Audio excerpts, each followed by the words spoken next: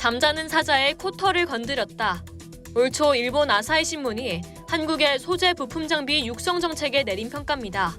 일본의 반도체 핵심 소재 수출 규제 이후 한국의 탈일본 행보가 예상보다 빠르게 이루어지자 위기감을 드러낸 것이죠.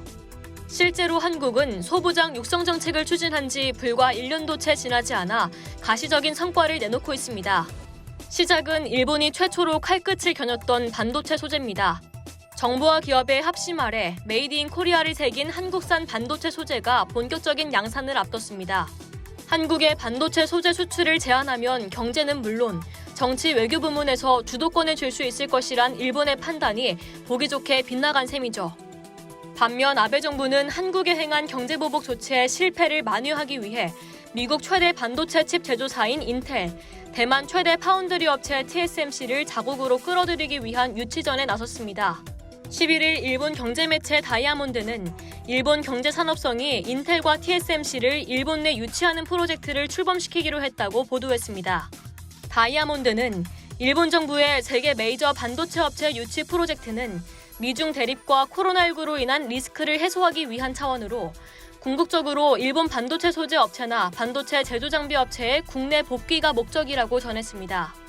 이미 서구권에선 코로나19 충격으로 중국 기업들의 자국 기업 인수 방어책이 속속 마련 중인 데다가 미국은 아예 반도체 자급을 추진하는 만큼 일본도 같은 계획을 세운 것입니다.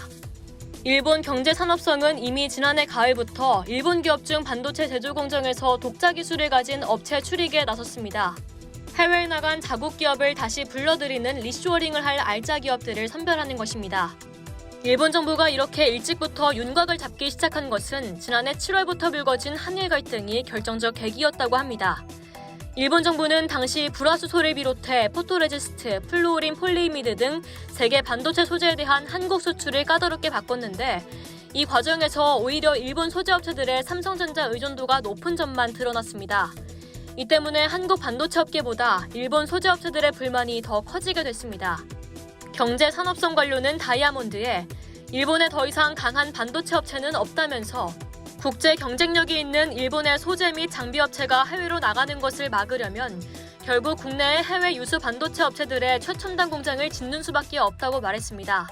니케이는 2011년 동일본 대지진 이후 국내 공급망 손상으로 일본 기업들의 해외 이전이 가속화됐는데 최근 세계 보호주의 강화와 코로나19 사태 등으로 국제적 분업 대신 이제는 포스트 코로나를 대비한 공급망 재구축이 과제가 됐다고 설명했습니다.